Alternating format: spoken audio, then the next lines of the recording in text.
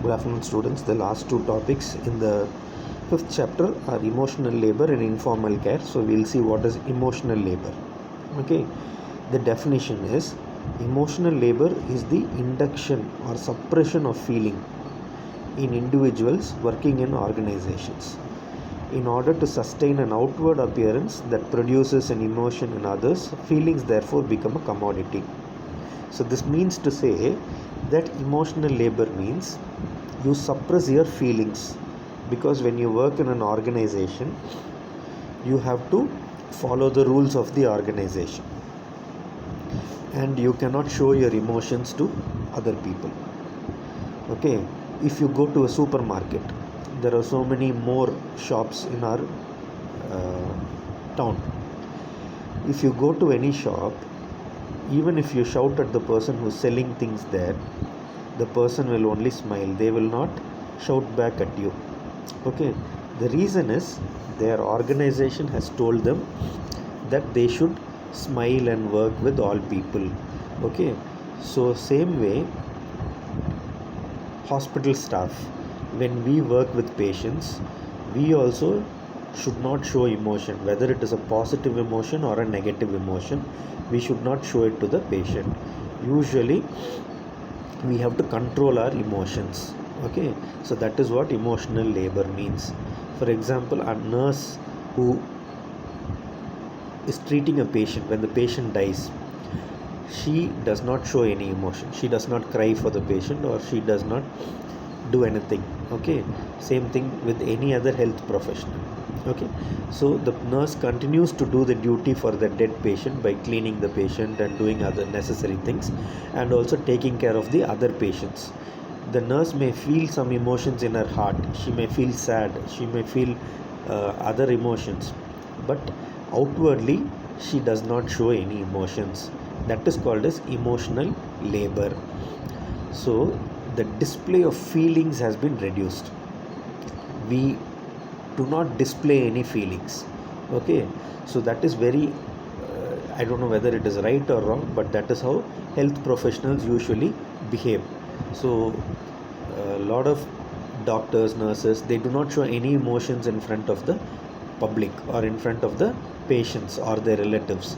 They just act as a normal person, as a professional person. So they control all their feelings and emotions.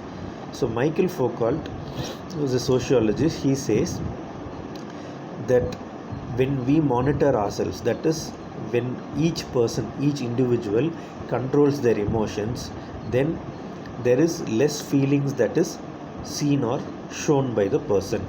Okay, so we ourselves control our emotions, so there is no need for the hospital or the management to tell you do not laugh, do not cry, like that. So each individual who is a professional caregiver or a healthcare professional, they know how to control their emotions. That is called emotional labor. So this concept has been there for many years. Right from the beginning of healthcare, hospital staff have become without emotions. Okay, so there are, other than healthcare jobs also, there are other jobs where people have to have emotional labor. Okay, so there are three types of jobs. That is, each job has three characteristics. First is, all these jobs have face-to-face contact with the public. Okay, then the second is, they require the worker, the person who is working, should have a emotional state. That is, they should have a positive state. Okay, like a person who is working in a market, so he has to always smile at all his customers. The same way, a doctor has and a nurse has to have no emotions, no smiling, no crying.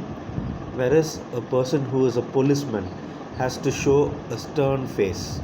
Okay, they have to act as if they are angry. So each of this is a type of emotional labor. Okay, and thirdly, the employer also has a control over the emotions of the person who is working. So suppose in hospital, the doctors and nurses, they themselves have this normal neutral emotion. Okay, whereas in a supermarket where people are working, the manager tells the worker to always smile. Even if the person is angry or upset or sad, they have to smile to the customers. So that is the uh,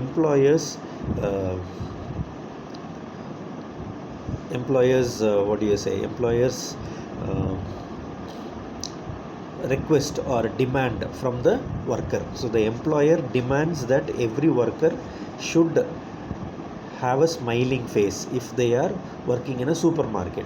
Whereas in a hospital, the employer will demand that nurses and doctors do not show any emotion towards patients or their relatives.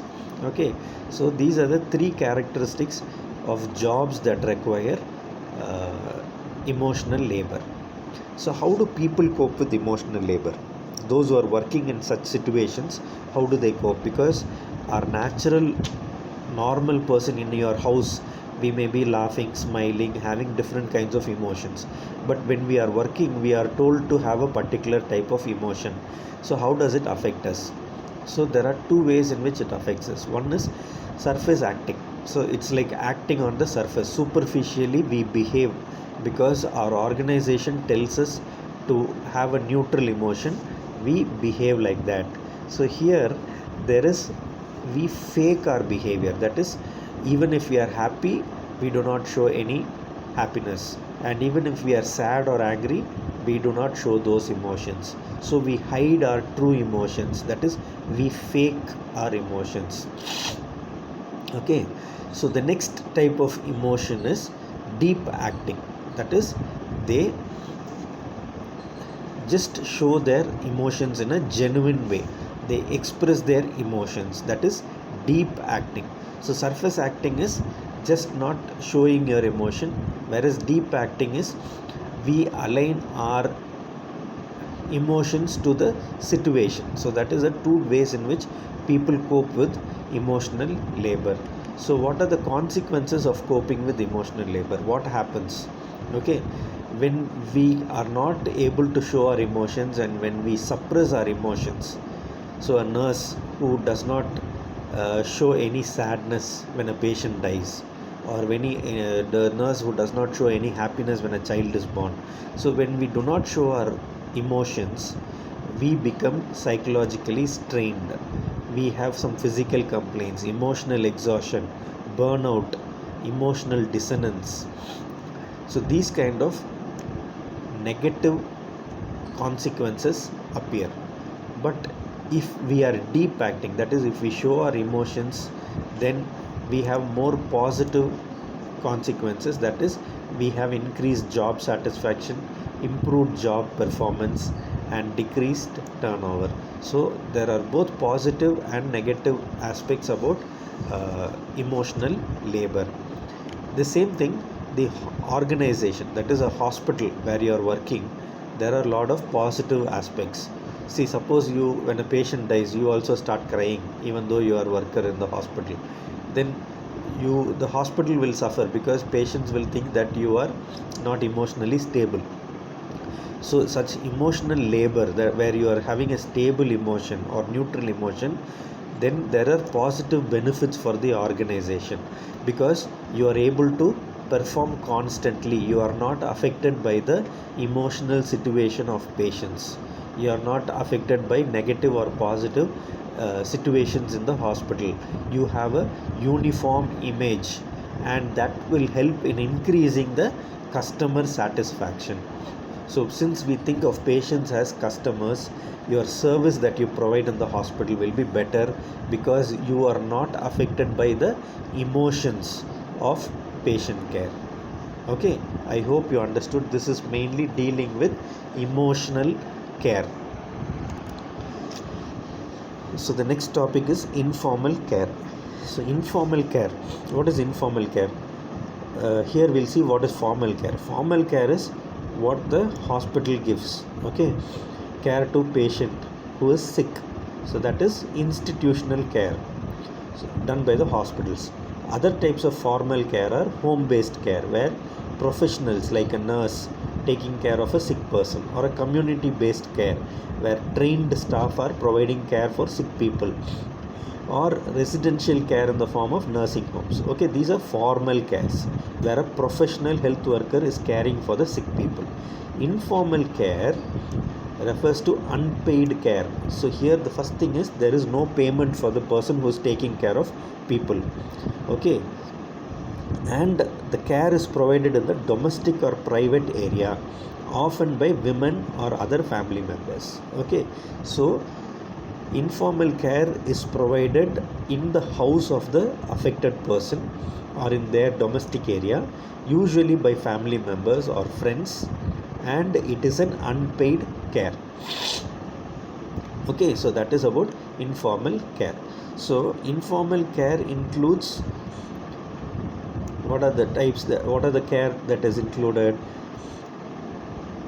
Task oriented. Okay, usually it is based on a task. For example, affected sick person is not able to take bath, so the person is given bath, or if the person is not able to eat, so they are fed. So this is the type of task oriented care. Okay, so one particular activity that a sick person is not able to do, that activity is being done for that person by the helper. So the informal carer, okay, can fulfill several roles, like they can provide food for the person, they can take the person for a walk, they can give bath to the person, they can turn the patient on bed. Like that, different kinds of care can be provided to the sick person. Okay, so these are the types of different types of care. So there are familial care. Okay, what is familial care? Familial care means the person's family member provides care to the person, and usually when the family member is not available, or when the family members do not have time to take care of a sick person, or if the family member is not very close to the affected person, then the person is put in a hospital. So if they are close, and if the person has time, and if the person is able to take care, then family members take care of most of the patients. For example, leprosy affected people, we tell them to take care of their wounds in the house itself. You see a lot of patients in the ward with ulcers or wounds in their leg. So if it's a simple ulcer, we teach the family members to bandage the wound. So when the family member bandages the wound, it becomes informal care. Okay, so that is informal care. Some examples, other examples of informal care are help with the household work. Then if a sick person is not able to buy vegetables, then buying vegetables for them, transporting them to the doctor or for marriages, and then providing companionship.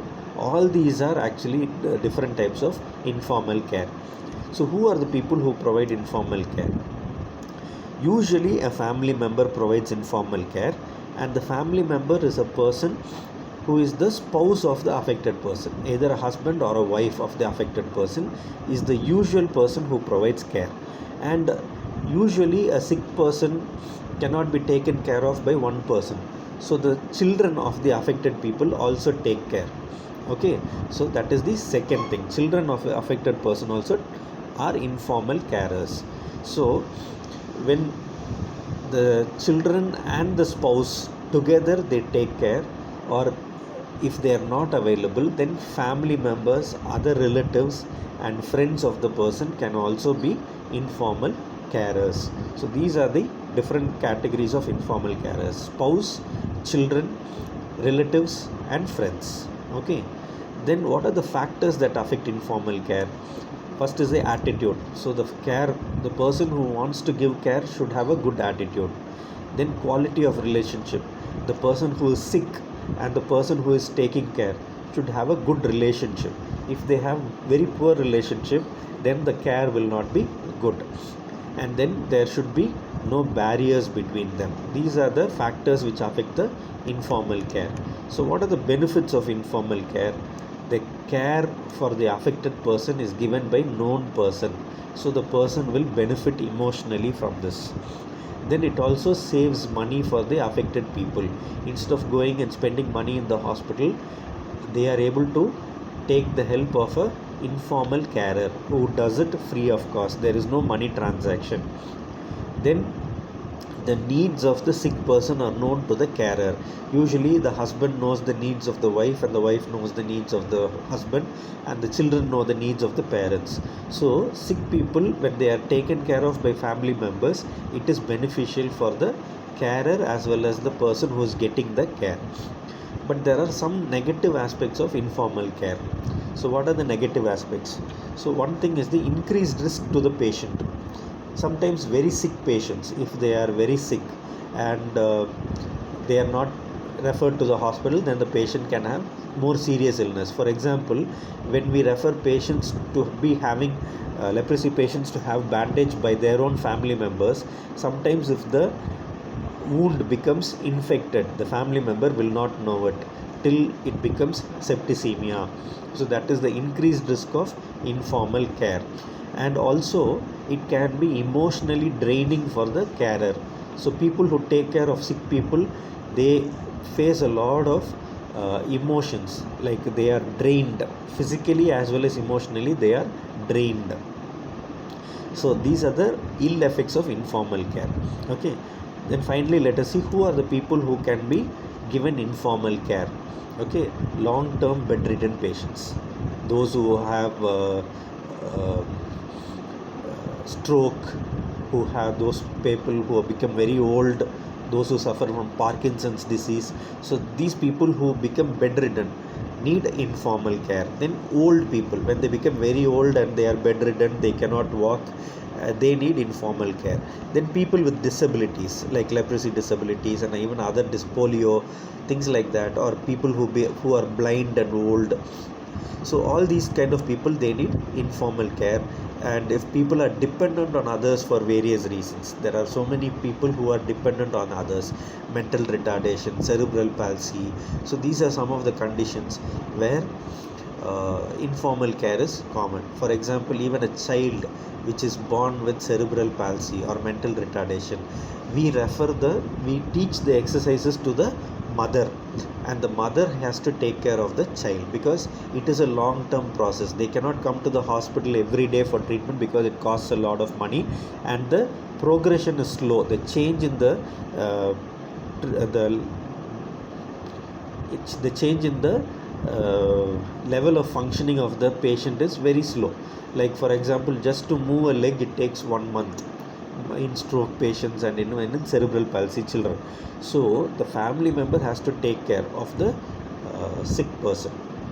So these are the conditions: long-term bedridden patients, old people, people with disability, mental retardation, cerebral palsy, Parkinson's, and these are some of the diseases where informal care is given by the family members or children, or even the friends and relatives of the affected person. Okay, hope you understood this topic. With this, we have finished the 5th chapter. There's only one more chapter in medical sociology 1. We'll see that. We'll finish that soon. Thank you.